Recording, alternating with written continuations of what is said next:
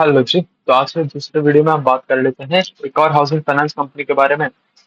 इसका नाम है LIC हाउसिंग फाइनेंस। तो मतलब काफी बड़ा एक एक हाउसिंग फाइनेंस कंपनी है। अगर मार्केट कैप की बात करें तो 41,200 करोड़ के आसपास का ये मार्केट कैप है इसका। है ना, इसमें ज्यादा बात करने लायक कुछ है ही नहीं, क्योंकि सबसे slow growing housing finance company है। जो सेक्टर 18-19%, 20% पे पूरी की पूरी इंडस्ट्री ग्रो कर रही है, वहां पर ये बिल्कुल फिसड्डी काम कर रहे हैं, कुछ कुछ ग्रोथ ही नहीं लेके आ पा रहे। अगर इनकी बात करें, अगर लोन बुक ग्रोथ की बात करें तो 4% YOY लेवल पे लोन बुक ग्रोथ आया। तो मतलब अगर आप 18-19% ग्रोथ वाली इंडस्ट्री में 4% का ग्रोथ लेके आओगे तो फिर आप मतलब क्या ही कर रहे हो, आप तो अपना सारा का सारा मार्केट शेयर छोड़ रहे हो, है ना।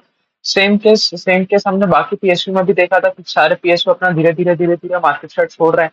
एक बैंकिंग में अलग कहानी है। बैंकिंग में क्या है, बैंकिंग में जो स्टॉक प्राइस बढ़े हैं सारे PSU के, वो बढ़े हैं क्योंकि उनकी एसेट क्वालिटी इंप्रूव होता गया। जो पहले उनका कहानी बहुत खराब हुआ करती थी, gross NPA net NPA number बहुत ही खराब हो गए थे, वहां से वो अपनी एसेट क्वालिटी इंप्रूव कर करते करते करते करते काफी अच्छे लेवल पे लिया है। इसकी वजह से वहां पर हमें प्राइस मूवमेंट देखने को मिला। वहीं कुछ कुछ ही ऐसे PSU बैंक्स हैं जहां पर लोन बुक ग्रोथ आ रहा है, बाकी सारे PSU बैंक्स में लोन बुक ग्रोथ भी नहीं आ रहा। तो सेम चीज यहाँ पर भी है, यहाँ पर भी कुछ एसेट क्वालिटी में तो कोई दिक्कत है नहीं, क्योंकि एक हाउसिंग फाइनेंस कंपनी है। बट वो ये लोन बुक ग्रोथ आ ही नहीं रहा है। तो लोन बुक ग्रोथ नहीं आ रहा तो आपका स्टॉक प्राइस चलेगा कैसे? अगर आपकी कंपनी में ग्रोथ नहीं है तो आपको आपको आपको पैसा बना के नहीं देगी वो कंपनी, चाहे चाहे वो कुछ भी कर रही हो, चाहे वो सोना चांदी भी निकाल रही हो। बट अगर ग्रोथ नहीं है तो आपका पैसा नहीं बनेगा।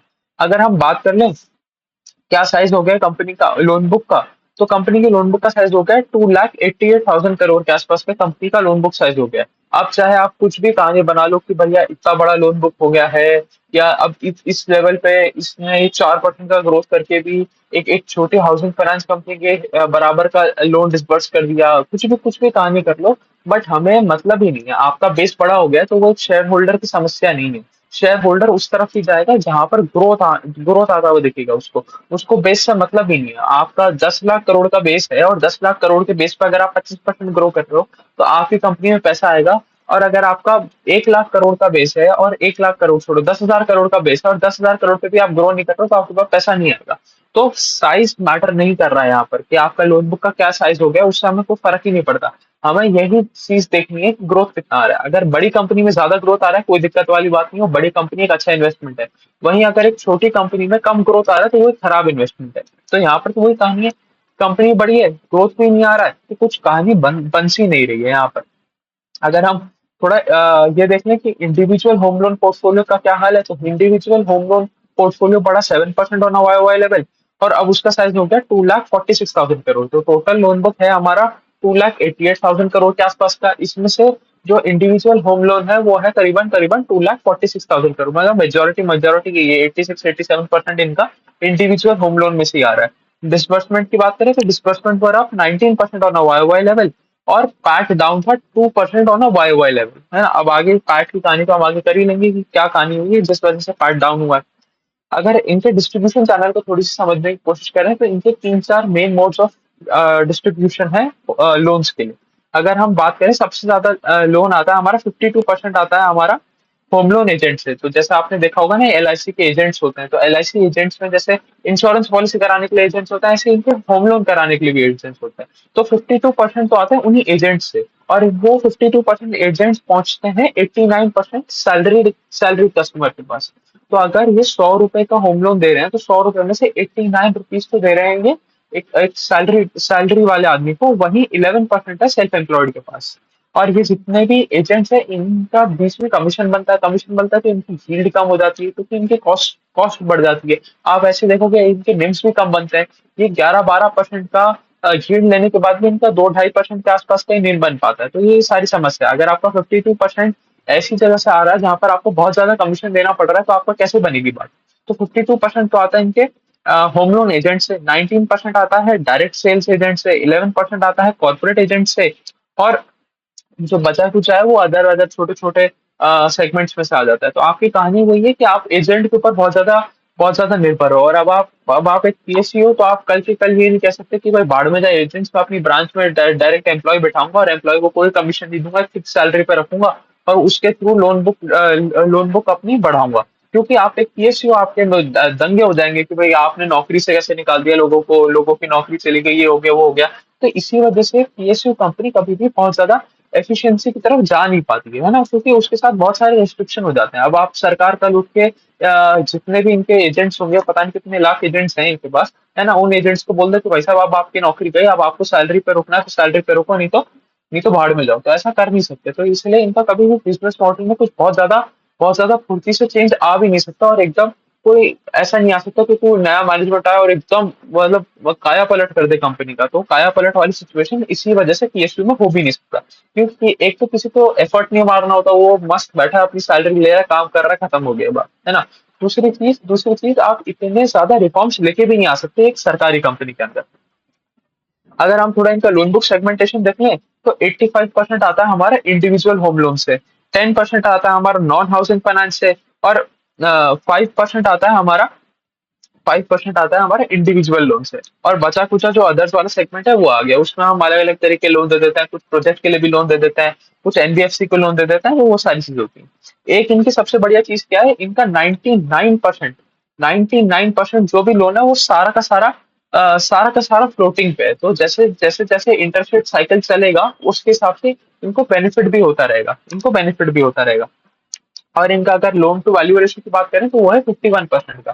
तो मतलब अगर 100 रुपए का प्रॉपर्टी है, तो 100 रुपए के प्रॉपर्टी में सिर्फ इन्होंने 51 रुपीज के आसपास का इन्होंने लोन दे रखा है। अगर आरओई की बात करें तो आरओई डिक्रीज कर गया फ्रॉम 19% टू 16%। मतलब अगर आपका किसी कंपनी का आरओई नीचे जा रहा है तो मतलब क्या ही कर रही है वो, उसमें काम खराब ही हो रहा है ना। और अगर आप इतना बड़ा बना के भी अगर आपका आरओई डिक्रीज कर रहा है, आप आरओई लेवल मेंटेन नहीं कर पा रहे हो, तो आप मतलब कुछ कर नहीं रहे हो।